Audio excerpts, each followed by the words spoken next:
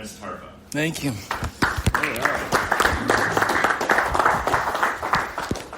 Well, thank you so much for having me. Margie will be glad to know that our school actually is also one of the leading places with music as well as foreign languages. So it's actually, it started as live STEM, but one of the instructors is a professor at NDSU in music. So she's a voice instructor, and there will be a Christmas event actually in the West Acres Mall, November 30th, if anyone wants to meet Dr. Marianne Wotrich. Thank you all for the time and the opportunity. Today I'll be talking about how to raise the next generation of mathematicians and scientists. And you might have seen me carrying a pile of books here. I love books. That's part of my problem in life, is I carry books everywhere. And I will be referring to a few of these books, and then I've written some myself. But these are some great resources for parents and grandparents if you're still looking for Christmas gifts and you want to raise a generation of scientists. These are like biographies of some of the top scientists and mathematicians the world has ever known.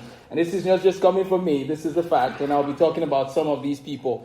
As we learn about these people, we can inspire our children to aspire to some of these people, right? You ask a lot of young people, what do you want to do with your life? And they say, well, I want to be a basketball player, this, that, and the other. They're aspiring towards those things, which unfortunately most of them will not become. But if they aspire towards some of the mathematicians and scientists, there's a bigger pool there for more of them to become top scientists. There's only so many Division I basketball players that are taken every year, but there's no limit necessarily to STEM, and unfortunately, we're not seeing as many American children go to STEM. So what are the problems? How can we solve it? And it's not just going there, it's being good at it, and that's what I'll be talking about today as well. I grew up in Nigeria, and I was blessed to have my K-12 education there. Many Nigerians might look at America and think we're the best in everything, and we are pretty good at many things. Don't get me wrong. I'm glad I'm an American today, but there's one area that our education can really pivot, and that's in the STEM field. We can do better. There's no reason why we've been ranked close to the bottom consistently over the last few years. We can improve, and I'll share with you some of those secrets. So where are we at currently in America? How do we raise, or how do we raise the next generation of mathematicians? Well, there's three areas I'm going to talk about: math history, math applications and careers, and math study skills. And then if you would love to help in the work that we're doing, we have the Lifestem Academy, but we also do after-school tutoring, online tutoring, and those are other ways that you can help establish the work we're doing here in Fargo, Moorhead, and beyond. Okay, so just a few notes here. American students have continually scored, or they score mid to bottom tier in math and science compared to international peers. There's some missing gaps in math, and it has only gotten worse in the past few years. In order to establish what math even is and how this all should be looked at, I'm going to use an analogy here. But before I do that, let me just mention this again briefly, that it's not just about the question of standardized testing. It's the question of math fluency and literacy. I have gone to the store and people have paid for the product or whatever, and they've given me the wrong change, and I've had to say, wait, this is not correct. Like, I gave you this much, you shouldn't be giving me any close to this. So they're giving me way more than they should. So they didn't see any sort of they just thought, oh, everything's fine. So our number sense as a nation is quite concerning. A lot of people don't have that number sense, and that actually leads to the first major point. When we study the top countries in the world, Singapore, Shanghai, Japan, Nigeria, and Pakistan. So Nigeria is actually there. The fastest computer made in the 90s actually came from a Nigerian computer scientist. So when we look at some of those countries, we realize that math fluency and literacy at a young age is really emphasized. People know their times tables like nobody's business by third or fourth grade. Here we are in America, we have 7th graders from our school districts in middle school who don't know their times table and have been told by teachers, oh, you don't need to know that. And I wonder, how are we going to compete and stay the course if we don't know our times tables quickly, right? Again, that's just one example. Now, you might be here saying, oh, I don't think we need to memorize those things. And we can have that debate later. I love having good debates. But I will say it is helpful to know if a number is divisible by 3 in helping me get to where I need to go quickly. But if you're sitting there looking at 91 and thinking, okay, is 91 divisible by 3?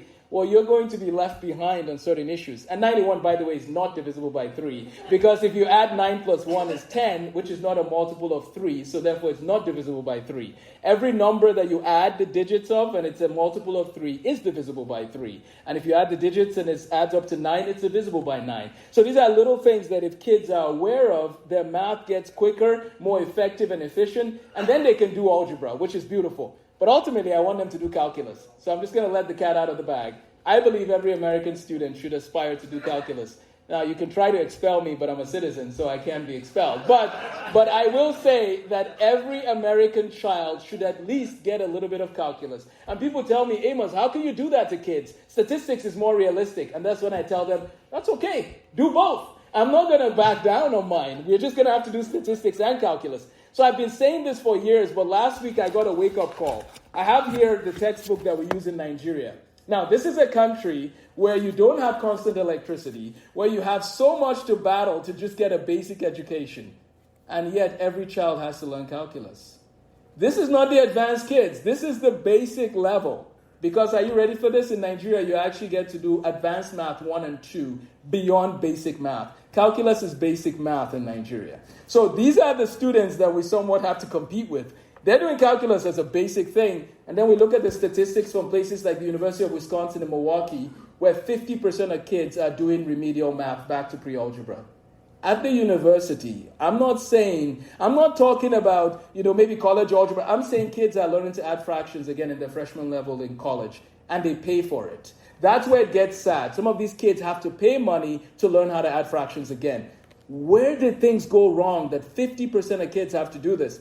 Well, fundamentals have to be addressed. And what are the fundamentals? Well, I won't go into a lot of math today. You guys didn't come here to receive a math lecture. But I will say this. If you want to dive deep into the topic, I actually printed some copies of, there's a whole book I wrote on this. And there's a lot of the resources free online. But it's called Tools for Mastering Mathematics. And we left some copies in the back if anybody would like it. That's something that you can look at and see the details. So what I did, and then I'll tell you about Fibonacci. What I did was I took the whole American curriculum, every textbook from every publisher, and extracted every topic that every kid needs to learn from kindergarten to 12th grade. The reason why I did that was, as I ran my tutoring center for years, I realized that so many kids would come to me and say, I had a terrible 5th grade or 6th grade. So I thought, what if I just forget about what your previous grade levels were? What if I just took every topic and accounted for it in one document? So when you show up to me, I ask you, do you know how to count? Oh, yeah, I know how to count. Okay, let's move down. Do you know what place value is? Oh, I know, but let's keep going. And all the way to calculus, you can go on the journey because you will never be lacking in the prior skill. You have to have the fundamental skill. See, math doesn't respect people. Math is beautiful, and if you give it the time, it gives you the rewards. Ramanujan, Indian gentleman with no formal education, beyond a certain level, with no formal education beyond a certain level, came to appreciate mathematics and start reading math and studying it. And one day he wrote a letter to a gentleman at Cambridge University, and he said, will you give me a chance to study mathematics? Here are some of my notes. Now keep in mind, this would be like receiving a spam email, right? It's like you get this letter from somebody from India asking you to study. And the mathematician looked at it and actually said, these guys' notes are pretty impressive. I want to meet this guy. They gave Ramanujan a chance. I don't know if you know who Ramanujan is, but Ramanujan is actually in the top 10 mathematicians of all time. He was self-taught. He learned the math as he needed and mastered the principles. If our American students will have that mindset, believe it or not, we will see great gains. And what is this mindset? The mindset that math builds on itself. You can't skip around when you haven't mastered a concept. So that brings us to one quick example. What is mathematics? Ultimately, mathematics is the science of numbers and quantification. That comes from a mathematician by the name of Leonhard Euler. Leonhard Euler was a Swiss mathematician from Basel. He was born in 1707, died in 1783. He was born at the tail end of Isaac Newton's life. Newton died in 1727. So Euler had a chance to, of course, study some of the work of Isaac Newton. And Leonard Euler, not just me now, this is just a fact in mathematicians' world, is the most prolific mathematician the world has ever known. We've been still breaking down some of his notes this guy is known for like 96 big principles in mathematics. If you've ever heard of Venn diagrams, he actually came up with it before Venn, but we just gave it to Mr. Venn because Euler had too much going for him. And so Euler was so good at math that the Mathematical Association of America, one of the talk series they did was summarized into a book called Euler, the Master of Us All. Why would they say that of just any gentleman? Because, there's all these other mathematicians, because Euler was a boss. And the reason why I bring this up with Euler is that Euler, as well as many of those mathematicians, they believed in mastery of a concept before you just move on and move on. Who was Leonard Euler's instructor? Bernoulli. Bernoulli is, you guys might have heard of Bernoulli's principle. That was Euler's classmate. Daniel Bernoulli came up with Bernoulli's principle. Daniel's father was Euler's teacher. Euler was so good that Daniel is like a little child compared to Euler. That's how good Euler was. And today we talk about aerodynamics and how airplanes fly. Those principles came from the 1750s. Most of what we teach in math today comes from the 1700s. And so why don't we go back to the 1700s and look at the people that have given us the math today? Isaac Newton, as I said, died in 1727, born in 1642, the year Galileo died. All of those people and the work they did, by the way, Newton was born on Christmas Day. I think it was a great gift to the world. Some people would think that he was not a gift. They don't like him. But Newton was a pretty good guy. So he was born in 1642 on Christmas Day. He gave us the basis of the principles, went to Cambridge University. And when we look at the work of Newton and how he learned, maybe we should get our students to begin to look at the problems he was trying to solve so that they can give it some more effort. And when you give a thing effort, you therefore get better at it. The problem we have in America fundamentally, is that the effort is lacking for many students. So how do we give them effort? Let's tell them the stories. Why did Newton do calculus? Because they're trying to study the astronomical bodies. They're trying to study the planets, the sun, the moon, the stars, and how they work. And they're coming up with the mathematics of it. And that's why Newton's work unlocked the world to something we never had, which is the mathematics that describes the universe. And then, of course, Euler took it to the next level. And then after Euler, there was a man named Carl Friedrich Gauss, a German mathematician. Now, he was a prodigy. I'm not actually going to talk about him today because he was a prodigy. When you have a prodigy, this guy was doing stuff at the age of 8 that we teach in Calculus 3 today. That's not normal, okay? You're a little different when you do that. And so we're going to leave Gauss alone, but you guys have heard of Gaussian distribution. Gauss is a big deal. Gauss was born in 1777 and lived for 77 years. That's a pretty cool life. The number 77 there, very interesting. And then, so Gauss dies in the 1800s, and then we get my best friend, James Clerk Maxwell. James Clerk Maxwell was born in Scotland in 1831, and he carried on the work of electromagnetism. And I won't bore you with any more physics and math in a second. But these stories I'm telling you are my hope to be brought to the classroom, to be brought to the students, to be brought to maybe some of your grandkids and your kids. Why is this important? Because once you realize what the problem is that was trying to be solved, then you might care a little more. Once you care a little more and have the right study skills, mathematics becomes accessible to you. Study skills in America are not actually taught. Let me give you an example. American students are not required to have notebooks in class. I don't know of any country where you don't have notebooks when you study. Like, it's not an option. In Nigeria, millions of us, all of us, everybody must have a notebook where you take notes of what you learned the day before or the day of, and then you review those notes. That helps and goes far. So we need math history, we need math applications to help kids that have so much information and yet, they have so much information and yet we're lagging behind. So I'll read you a quote and then I'll land my plane here shortly. It says, what students need fundamentally in academics today is not simply information. They need inspiration and vision. They can get information from the library as well as Google. Once they are inspired and are hardworking, the technology and the coaching available will help them to excel in whatever they choose to study. With the technology and tools available, teachers can help students to master principles in mathematics like never before. We need to seek constantly to help them care about excelling. And if teachers can provide students with the tools they need and to have a vision and the necessary inspiration, I believe that America will start moving up in the ranks pretty quickly. So we need that piece of inspiration. And we do that partly by storytelling. And I've done this with my students for years. I study math history as a hobby, and I just appreciate the lives of a lot of these mathematicians. One more story, and let's land the plane for now. Michael Faraday, born in the 1700s, very poor, would eat one loaf of bread over 7 days sometimes. That was what he was born into. But Michael Faraday attended a lecture series by a man named Humphrey Davies, a chemist back in the day. Now remember, in the 1700s, chemistry was new. Chemistry was born heavily more in the 1700s by a man, some of the work of the man named Antoine Lavoisier. And there was women involved in all of this too, but I'm just highlighting a few people in my stories today. And Lavoisier ended up dying tragically because of the French Revolution. They thought he had other things going on, so they took his life. And that affected the history of chemistry.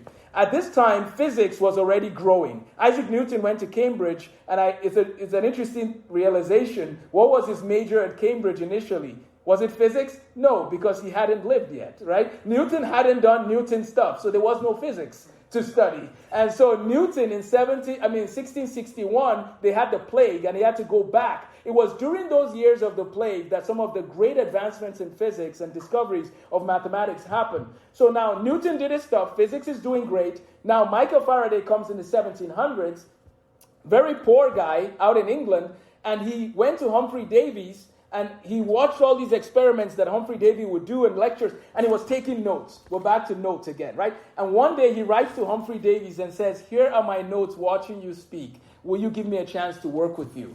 And Humphrey Davies says, "Sure, I'll give you a chance." So this poor man with barely a middle school education gets a chance to work in a lab. He works in the lab and he does his job, but then he goes above and beyond and does extra on the side. Then he gets an opportunity to start giving lectures. They're actually called the Christmas Day lectures. He starts giving these lectures over time. But he only had the experimental skills. He didn't have the mathematical skills until he met my best friend, James Clerk Maxwell. James Clerk Maxwell was already established in the world of mathematics. At the age of 15, he was publishing papers, whereby he was so young his teachers had to read the papers for people. So Maxwell takes Faraday's electricity and magnetism experiment and he puts it to mathematics. And together we have the greatest duo that helped us explain how electricity can create magnetism and magnetism can create electricity. What happens at the end of Faraday's life? The Queen of England gives him a house. From poor, barely middle school educated to the Queen of England saying, "Here you go. If you study physics today, and you don't know Faraday, then I'm sorry, your physics education wasn't complete," right? Every physicist has to learn about, especially electrical engineers or engineers, they have to learn about Michael Faraday. And so I tell these stories to my students and to people at large because I believe that we need a renewal in our thinking of mathematics and science, showing people that math is really just about patterns and pattern recognition, and it's applicable in the world. So when you look at the Fibonacci sequence, you notice the 5 and the 8, they add up to give us 13, and the 13 and the 8, they add up to give us 21, and this sequence actually continues on. It was given by an Italian mathematician named Fibonacci. And so when we start showing students that math is simply about patterns, like when you're driving down the neighborhood and the address is 1, 3, 5, 7, the next one is probably 9, that same reasoning you use for pattern recognition is literally what's in all of mathematics. So if you don't know a math concept, really what you don't know is what the pattern is. So you should look for the pattern. How do you find the pattern? More examples, more examples, more examples. I have kids who show up at my tutoring center and they give me a couple of questions and ask me, "How do I do number 5?" And I say, "What are the examples they gave you?" "Oh, they gave me this one example over here." One example? And you're supposed to see the pattern? You need like 10 examples sometimes, because the goal is you should see the pattern, then you can do the problems. That's what math is, and that's why math is beautiful. Because of, number one, the patterns. And even if you don't agree with me on that, just hang tight. Math is beautiful because we see the patterns in mathematics. And every student should be given an opportunity to have a solid math base, even if they don't want to be a mathematician, because it's beautiful for its own sake. Just like music is beautiful for its own sake. It doesn't have to have an application. When I solve a rational expression and I solve it to the end sometimes, you just want to cry. I mean, look how beautiful it worked all the way to the end. And the things are canceling one by one. And you're telling me there's people that are not having this joy? We need to fix that.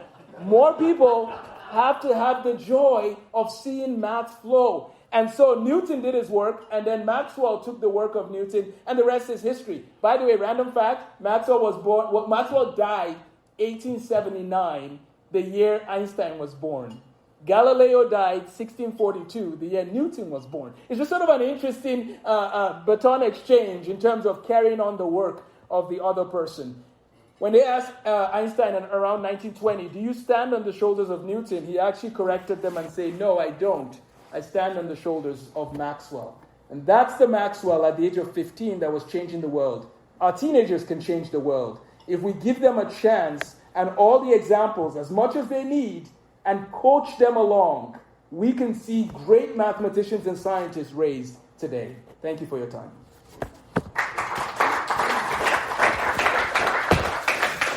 Oh, sorry. Can I take a question or two? Absolutely. Okay, if you have a question or two, and then we do have these barcodes if anybody wants to support the work we do, whether at Lifestem Academy or just in my tutoring and writing math. And I'll have Elias maybe just leave one on each table. So. Can you tell us about the Lifestem Academy? Oh, yeah, sorry, I didn't get that. So Lifestem Academy, right now the headquarters is, or the main site is in Moorhead, Minnesota, but it provides online instruction as well for students. And so we focus, it's a faith-based school, Christian school in Moorhead, but it's open to everyone from the community. And so this is, it started in 2022, but we've been doing the work of math for over 10 years. It focuses on character development as well. It focuses on career preparation. So we train students to pick a career. All our students literally get exposed to 50 to 100 careers. As I'm able, I give them, here's an engineer who's speaking as a guest. Here's a doctor. So my students get to see many careers in their middle school and high school years. So we work on character, trying to redeem that piece also. We know that there's a lot of trouble and bullying in some of the schools. And so we're trying to help kids learn to be kind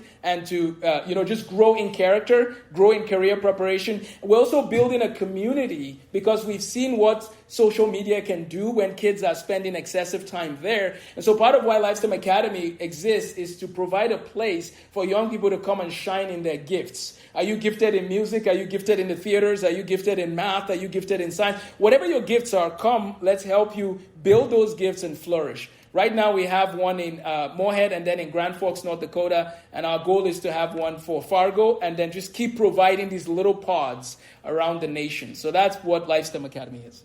So. Questions? Yes? Is there still such a thing as trigonometry? Oh, yes. Oh, yes. Trigonometry is still there. It's taught usually in pre-calculus as part of the college algebra and trigonometry as well. So, yes, we teach trigonometry. They still teach it. But here's how low our bar in this nation is. You don't have to take it.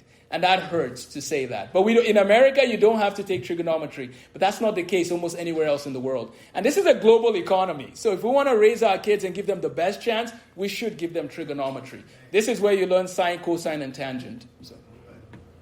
Yes? Are your students full-time or tutors? So we actually have three groups of people. We have the homeschool hybrid, so kids who are homeschooled that come to us twice a week. We have the 5-day option. We have a few students that come every day. And then we have the online component, which, as I said, is open to anybody. If people want tutoring in math and science, we do that as well. And we have opportunities for that. Now, I've written math curriculum. So basically, part of my goal today is if you know anyone who wants to grow in math and be like these people, let me know. And I'm sorry I didn't go into the names, but Hidden Figures, we also have women that did a lot of math. There was actually a famous female mathematician. She wasn't allowed to do math, so she actually pretended to be a man and was exchanging correspondence for a while until they found out, wait, you're a woman. But then at that point, they were like, you're good, so you're welcome. So anyways, that was what happened in the 1700s, which is so sad, right? And so I tell my students, and I've had some of the best students who are girls in my classes, keep applying yourself. Sorry we don't have as many women in the history of math to tell you about, but they are there. And so, yes, if you just want tutoring, we have, whether you want to come in or if you just want to use my resources, they're available to anybody. So I'm kind of on a quest to get the word out to more people that, there is a James Clerk Maxwell wannabe in town. And so you can call me to help your kids be like Maxwell. Yes? The books back there, did you write those? I wrote those.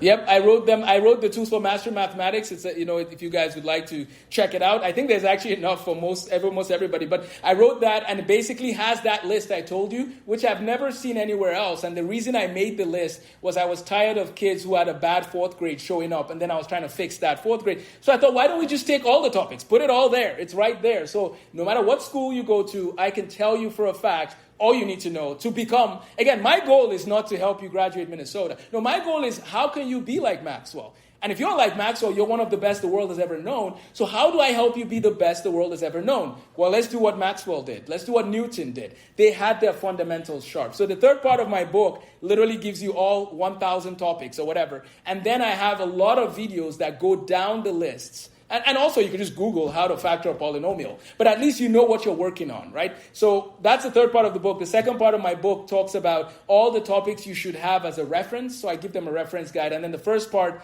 basically goes into detail about how to raise mathematicians. So it's available to you guys, and there's enough for everyone. Yes? Now, how did we get you here in Fargo? I came here for my PhD in chemistry, which some of you might wonder, why you're talking about math, why chemistry? Because math is the language of science. Without math, you can't do chemistry and everything else. So I got my master's in medical physics and medical health physics. My bachelor's was in chemistry and philosophy, which is an interesting combo, but every scientist, and I'm sorry, must take philosophy because it helps you think. That's what I learned. So anyways, I took chemistry, philosophy, medical physics, medical health physics, and then I did a year of my chemistry PhD. Physical chemistry was what I ended up enjoying. So I came here for that. My wife and I have 7 kids, and we live in Fargo, close to the Essentia Hospital.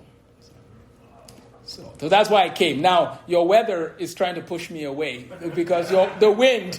Granted, I came from Duluth, Minnesota, but we didn't have some of the wind you have. So hopefully I stick around.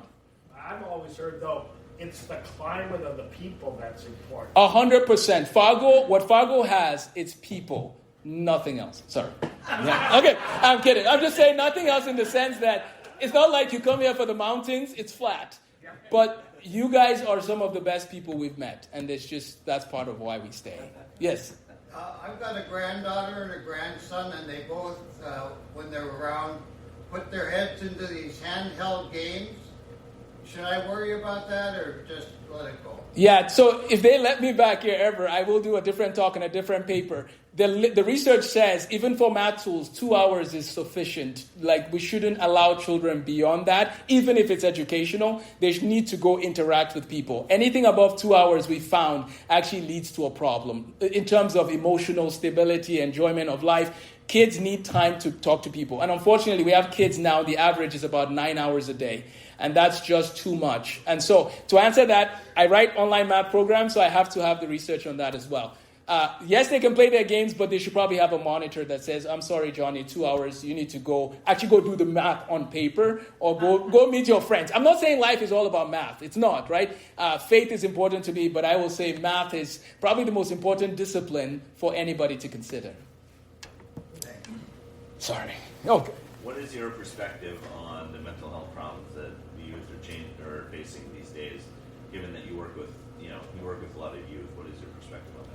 So this question has to do with the mental health of the youth. That really is part of why LifeSTEM exists and just part of why I exist. I actually wrote a book called Why Do I Exist years ago. But part of it comes down to I've always loved working with young people and giving them tools to shine and flourish. As I said, what are your gifts? Flourish in those, and then it'll reduce the concerns you might face in life. That leads me to the issue of the mental health piece. Our Grand Forks campus is actually run by Dr. Jean Gullux, who is a mental health specialist, and she works with students. Guys, it has never been this bad in my 12 years in education. I have never seen the level of mental concerns. So in our school, all our students have to learn mental wellness. It's just standard. And I tell them that. After I've given you all my passion for mathematics, science, and so on, believe it or not, I put mental wellness at the same level. They need to be mentally fit to handle the days they live in. So what do I say? The technology piece is huge. We have seen a correlation since 2013. The rise in smartphone use came around the same time with the rise in mental health crisis. So now child psychologists are like, let's rethink what's going on here. And I can say for a fact that some of the social media without guardrails is part of the problem. So we need to help them move away from that and push them into areas where are your gifts, growing your gifts. But it is a great concern, and I believe it can be solved with just taking more time to meet their needs and develop their talents. I believe we can solve some of the mental health crisis there. But it is a great concern. So for all my students, we tell them, we have conversations, we talk about it. And we want them, I even have them meet with Dr. Jean Gullock, so other staff. We have about 3 people with master's degrees in counseling. Because that wasn't the reason we looked for them, but they just showed up to us, and now we have the support. And we're going to keep doing everything we can so that they're academically, socially, all areas of life fit to flourish. We have time for one more question if anybody has one. Yes. What are the nuts and bolts of are you accredited, and how are you funded? I mean, tuition-based or? We're tuition-based, and that's part of where any support helps us. Right now we're tuition-based. We don't have much for support any other way. And so that's one. I've had some friends that have helped me along the way, but we're at a point where, and we have about 50% of students on scholarship or financial aid. So we have 100 students now, but about 50 of them need some aid. So my hope is that through my math writing online courses, we can provide more support and just donations from people. As far as accreditation, yes, we are going through and we will be accredited. You have to go through as a school a few years to get some of the permanent accreditation. And then we're doing K-12 accreditation as well as post-college also. Because imagine if my students are doing calculus in 10th grade at Life STEM, that means they'll be done with a math minor before they graduate. So they don't fit too well with a traditional college in some settings. So I want to give them a college all the way to the end. And so the college is actually called Faraday Maxwell Institute of Technology. So that's going to be all the way. We want to have a high-level STEM college, the MIT of the Midwest. So, thank you. One more thing. Oh, yes. My second question, what about the home schooling curriculum thing? Can you mention? Yeah. So if you know people are homeschooled, sometimes there's a deficiency in the math piece because the parents are like, I don't like math, too bad for you. And so we come as consultants and can help carry the load for any math and science concept. And we don't stop at any math level. Some of our math people have masters in math. We will take your child as far as possible. That's what we do. So we come as a support to homeschool families, and that curriculum is available through my website, or if people email me, I can send them the curriculum. Thank you.